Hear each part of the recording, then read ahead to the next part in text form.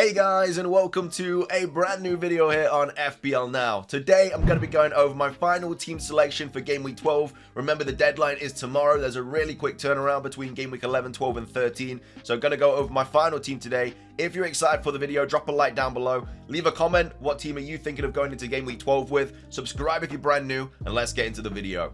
So, starting things off, before we get into my team selection, just going to go over how I did in Game Week 11. Very happy with my Game Week 11. 60 points in total, a Game Week rank of 989k. Pushes me up to an overall rank of 11,846, so a very healthy green arrow from, I think, 28k.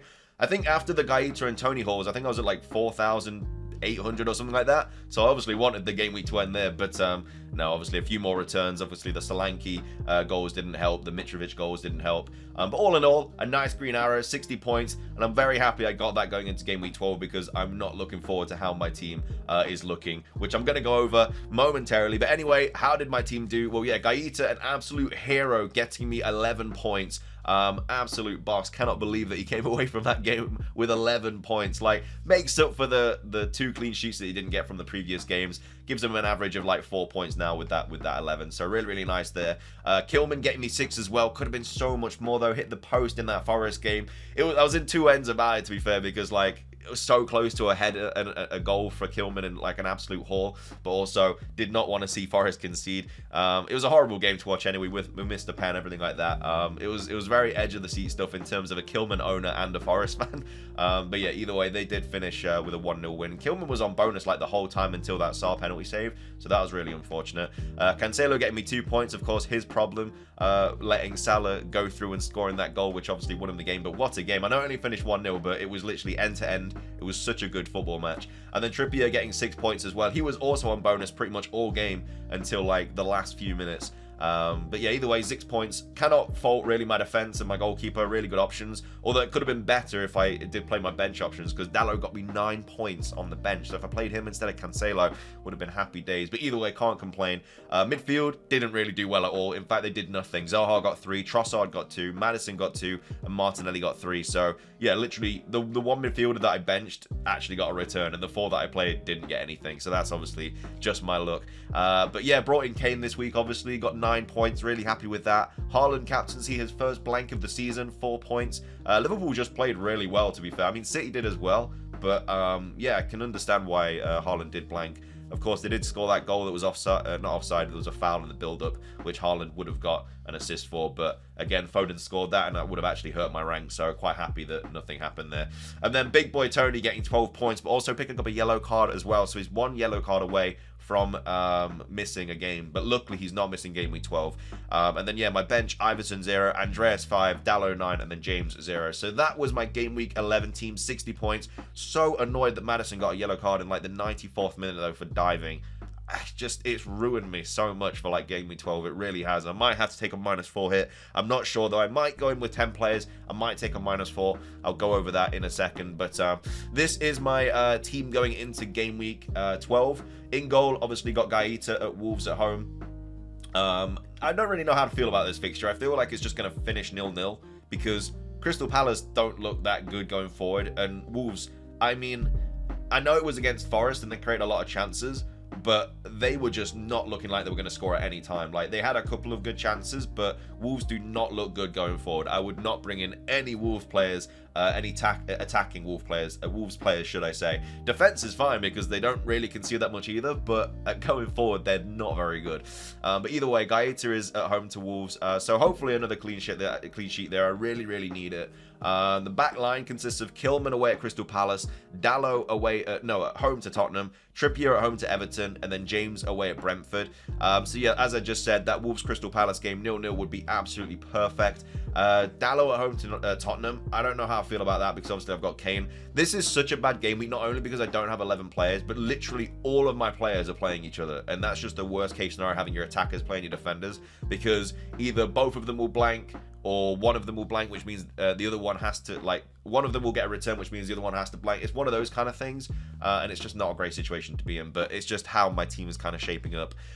Anyway, I've got Trippier at home to Everton, got James away at Brentford. He will be my transfer out this week, obviously, and I know who I'm going to bring in. But either way, that's kind of like the back line.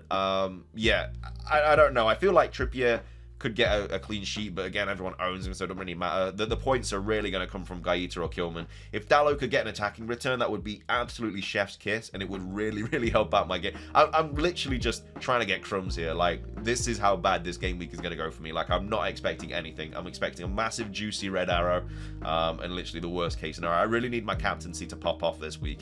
Anyway, that's the back line. The midfield consists of Zaha at home to Wolves, Trossard at home to Forest, who have currently got the captaincy armband on. He did come off early in the game against Brentford, so he's fully rested. His comments were saying that the manager wants him to get forward more, get into attacking positions. I think I might just put all my eggs in one basket, go with Trossard captain, hope for the best. I know it's against Forest, but I don't think that there's really any other captaincy option that I can see happening this week.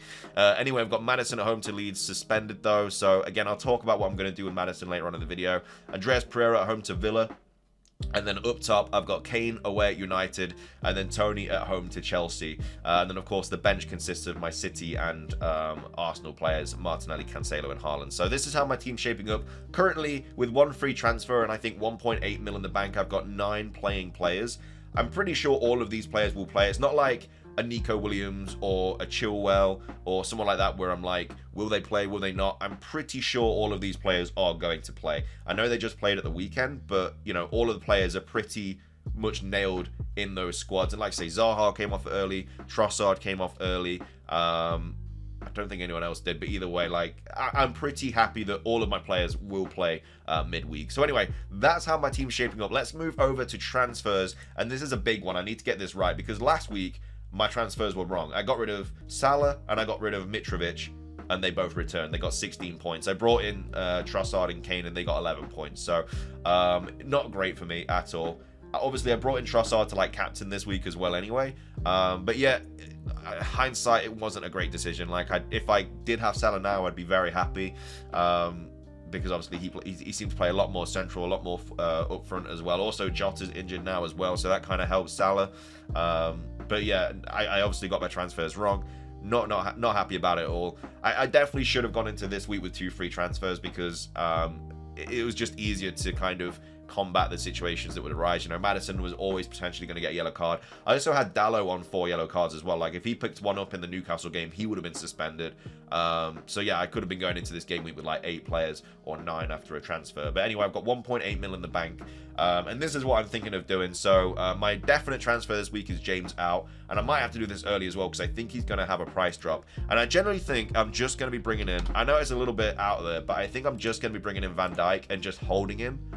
Because he has West Ham, Forest, Leeds, Tottenham, and then Southampton. And I think I could just hold him for the next 3, and that's fine, you know. They've got 3 pretty good fixtures, 2 home games, and then the away game is Forest, so they're probably going to keep a clean sheet there as well.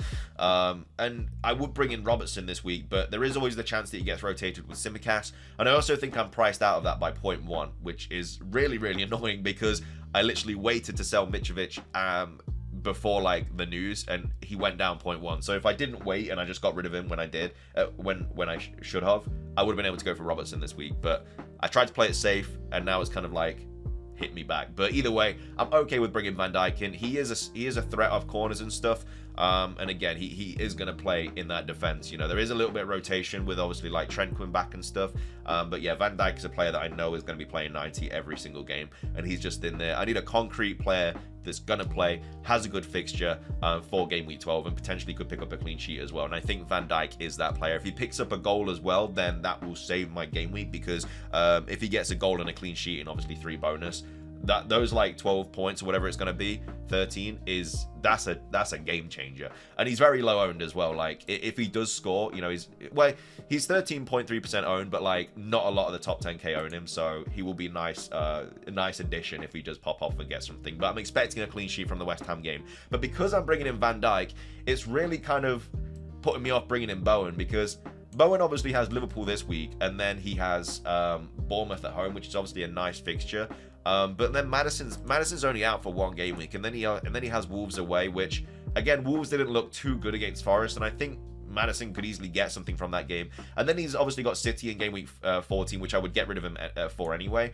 But I don't think it's really worth taking a -4 this week for Bowen, who's just going to be playing Van Dijk. And then if Bowen scores, Van Dijk loses his clean sheet. Or if Van Dijk gets a clean sheet, Bowen doesn't get anything anyway. And then obviously, like I say, the week back, and then at the weekend, Maddison's back anyway. He's going to be rested. So I don't think it's really worth it. I think I generally might just go into game week 12 with 10 players. Because then I save my 4 points. And I just, like I say, if Bowen does score against Liverpool, then fair play. You know, I've made the wrong decision. But I have to play a little bit more strategically and hope that... and just hope that Van Dijk keeps the clean sheet and Bowen blanks. And again, Liverpool away. Liverpool looked really good last night. And so hopefully they can get something from that game. But yeah, I think I'm just going to go in with 10 players because there's not really any... Because I've already got Trossard. Like, a lot of people are going to go from Maddison to Trossard this week, which is a really good idea. I've already got Trossard, though. And there's not really anyone else that I want to bring in because obviously the likes of like Saka and Foden that I'm going to be bringing in for Trossard and Maddison, you know, they're blanking this week, so there's no point in bringing them in. So I generally think I'm just going to take the -4 this week. And so if game week 12, my transfer is obviously James to Van Dijk, and then obviously Maddison's back, and then my transfer for game week 13 will just be Trossard to... I think I'm going to bring in Saka over Foden, because they've got Southampton and then Forest at home, so I think I want Saka a bit more. He's on penalties too. And then for game week 14 is when I'll get rid of Maddison and bring in Foden, because game week 14 is when City have Leicester, and obviously that's a really nice fixture. And then I've got 0.1 to do that. So again, kind of need to do it for like price rises and price changes and stuff like that.